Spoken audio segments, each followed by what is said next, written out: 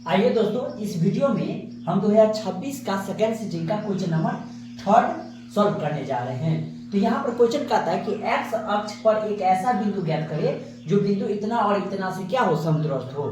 तो यहाँ पर हम डायग्राम बना लेंगे पहले इस तरह से।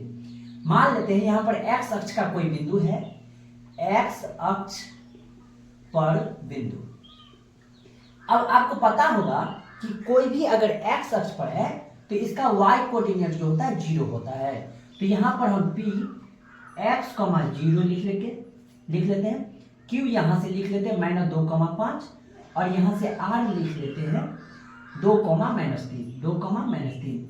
अब ध्यान दीजिएगा, अब समदूरस्थ का कहने का सेंस होता है कि PQ जितना दूरी पर है उतना ही दूरी क्या है, PR है। तो यहाँ पर लिखेंगे PQ बराबर PR। आपको पता होगा यहाँ पर दूरी का बात हो रहा है, तो दूरी में आता है रूट अंडर, और रूट अंडर को उड़ाने के लिए हमको स्क्वायर करना पड़ता है। तो लिखेंगे दोनों तरफ या दोनों ओर वर्ग करने पर, दोनों ओर वर्ग करने पर, तो दोनों ओर वर्ग मतलब स्क्वायर करेंगे, PQ स्क्वायर बराबर PR स्क्वायर। आपको पता होगा कि जब इस तरह का क्वेश्चन सॉल्व करते हैं तो हमेशा P की ओर से घटाना अच्छा रहता है, मतलब सॉल्व करने में अच्छा रहता है। तो x माइनस माइनस क्या होता है, प्लस हो जाएगा।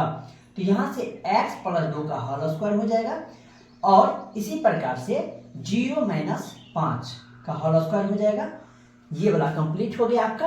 अब PR का देखते हैं, तो यहाँ पर x - 2 हो जाएगा, तो x - 2 का होल स्क्वायर हो जाएगा। उसी प्रकार से 0 + 3 का भी होल स्क्वायर हो जाएगा। अब ध्यान दीजिएगा, यहाँ पर a + b का होल स्क्वायर काम करता है, तो ये हो जाएगा a² + b² 2 दूनी 4 + 2ab। जब कीजिएगा तो ये 4x हो जाएगा। अब आपको पता होगा 0 में से 5 जाएगा तो -5, और जब स्क्वायर करेंगे तो ये 5 × 25 हो जाएगा। उसी प्रकार से a - b का जब हम होल स्क्वायर निकालेंगे तो ये हो जाएगा x² - 4x + 4, और ये हो जाएगा 3 × 9 हो जाएगा। ठीक है, अब ध्यान दीजिए, यहाँ पर जो कटने वाला है उसको काट देंगे, तो x² से x² कट जाएगा, +4 से +4 कट जाएगा। अब ध्यान दीजिए, यहाँ पर कितना है, 4x बच गया, और ये -4 जब इधर आएगा तो ये हो जाएगा +4x।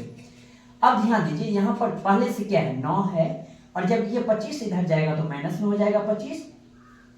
इसको जब सोल्व करेंगे तो ये हो जाएगा 8x बराबर, ये हो जाएगा -16। जब आपको पता होगा आप 8 दूनी क्या होता है, 16 होता है। इसका मतलब x बराबर -2। तो मतलब क्या हुआ, यहाँ पर हुआ x अक्ष पर बिंदु।